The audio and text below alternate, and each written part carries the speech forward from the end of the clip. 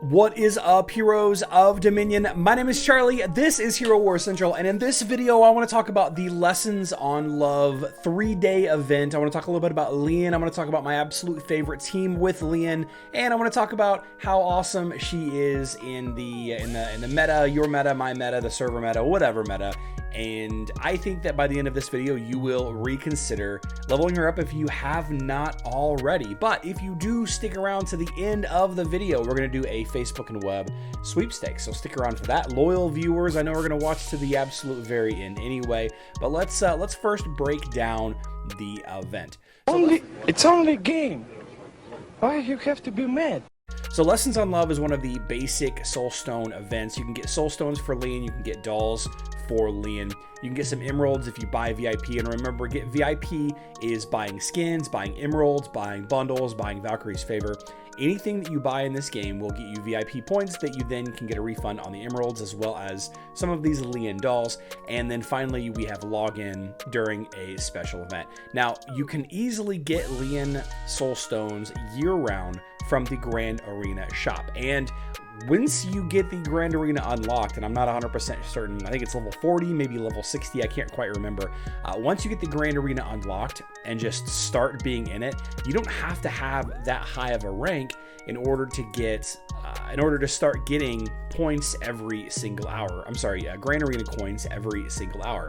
So if you really wanted to get Lian, you could absolutely get her from the Grand Arena shop. As far as should you invest in the Lessons on Love event or not, I think that it's not quite as necessary because you can get her soulstones pretty consistently from the Grand Arena shop. And the only things in the Grand Arena shop that you have to fight over are other heroes to summon, which you can make the argument that Rufus and Marcus are more essential heroes than Lian, but you can easily make the argument the other way too. And of course the items, but every shop has items. It's not like the Outland shop where you have to decide between an integral resource like skin stones and the hero soul stones.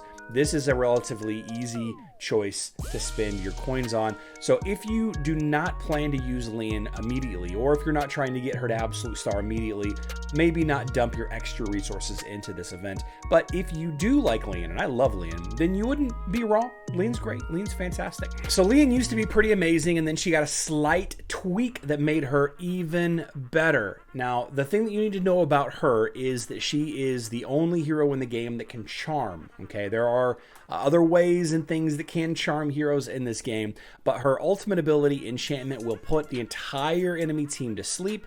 Sleeping enemies wake up immediately when taking damage from anyone that's not Lian. So if Lian hits a hero that is charmed or asleep or whatever you want to call it, then the enemy stays asleep, and this will become important later. We'll discuss it. You have Hypnotic Ball, which is just a pure damage attack, very strong, 50% magic attack. You have Wandering Lights, her blue ability, which is a nice magic attack. Doesn't do pure damage, but it is still pretty nice. Hits you a bunch. And then finally, you have this Violet ability. When Lian is damaged, the hero who dealt damage to Lian is charmed for 4 seconds. Now, of course, all of this will stack with the pet Mara. If you patron Mara to Lian, it will extend the duration of Stun, Blinding, Silence, Slow, Charm, and mind control effects inflicted by the master. So you can see here that my Mara is not at max, pretty high up, just Violet with a 5-star rank, and it's going to increase the duration of control effects by almost 100%. So therefore, if Mara is on my Lian, every single one of her 4-second charms becomes almost 8 seconds. And again,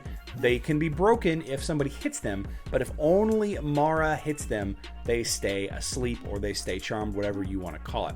Now, a lot of people have tried to do single target charm teams filled with heroes that only hit one enemy, so you can keep the enemy charmed as long as possible.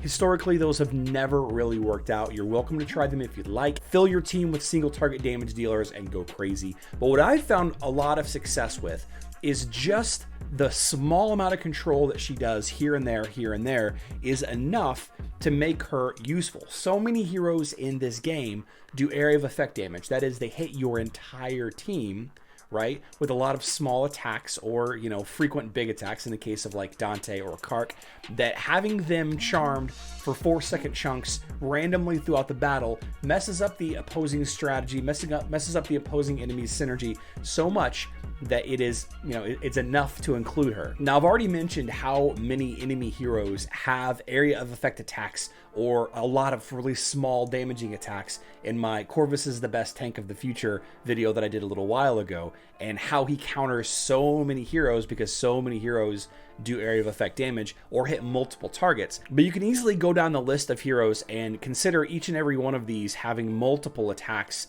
that hit multiple heroes. Some of them have fewer attacks that hit multiples than other. Kark, for example, he hits very slow and he only hits 3 targets. He would be targeted, but not always. You have heroes like Nebula that don't actually do much damage to the enemy team, so Nebula would be kind of safe. Zhu, if Lian is not in the 5th position, Zhu would be pretty much ignoring Lian the entire fight because he really only does single target damage, and there are a couple of more. You know, your healers don't really attack much, but a lot of the most prominent damage dealers that are in the game right now hit multiple enemies. Taking a look at Aurora, if you consider her a damage dealer, but she is a tank. Unfortunately, Lian doesn't do anything for Yasmin because Yasmin's ultimate ability, if it lands on Lian, says that she cannot get any debuffs applied to her, so any charm effects would just be negated by Yasmin. But there's a lot of heroes. Iris hits everybody. Celeste's Cursed Flame hits everybody. Helios hits a lot of people. There's a lot of heroes in this game that hit a lot of enemies. So every time one of those enemies hits Lian, they get put to sleep. And while we're at it, let's talk about Axel and his Bubbles of Justice ultimate. If you are using Lian in your team and you use Bubbles of Justice, this distributes all physical and magic damage taken between all allies. So any damage that your tank takes, any physical or magic damage that your tank will take, gets distributed all over your team, including to Lian, which would then charm the enemy heroes attacking your tank. Of course, this only works whenever Axel uses her ability, uses the ultimate, and creates that situation. But it is an interesting little combo there, using Axel with Bubbles of Justice. Got to be the team pet. Use Mara on Lian, but Axel as the team pet, and that will frequently charm the entire enemy team as they attack the tank if they are not attacking your Lian. So that's kind of a fun strategy there. Now, my absolute favorite Lian lineup looks a little something like this. Aurora does a lot of magic damage when she does do damage, and great tank overall. You have Celeste that boosts magic attack. You can use Biscuit on her, or you can use Axel on her if you think that you need it. Interchange those. Jorgen, of course, just a fantastic control hero, adding a magic attack artifact. You have Faceless, which provides magic penetration, and can copy any of the heroes. Can copy Celeste for more heals, Aurora for more area of effect magic damage, can copy Lian for more charms. And then, of course, you have Lian in the back. That's a great control hero that's, slowing down enemy Kiras, enemy, damage dealers, and, whatever. And also providing a magic attack artifact. All of this is to pump the magic attack of all of the other heroes, with the exception, of course, of Faceless that boosts the magic penetration. Stacked magic attack with that magic penetration buff works really well for Aurora and Celeste, and really big hits with Jorgen as well. But you can easily drop Jorgen for other control support heroes like Isaac or Sebastian or Nebula, depending on who you're going up against.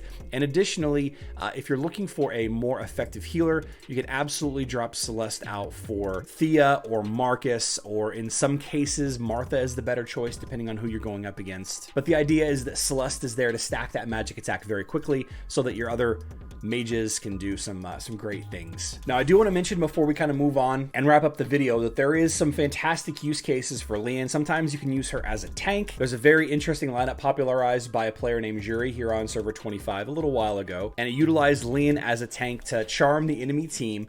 And then you have, you're filled with heroes here that stand behind Lian.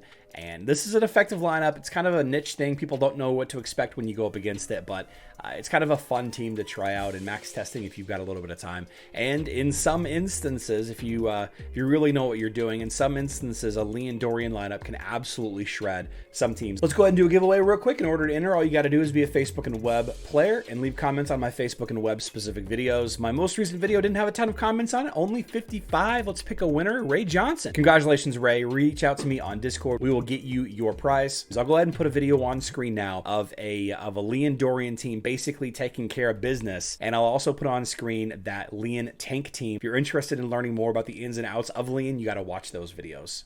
I love you all, and good luck in Dominion.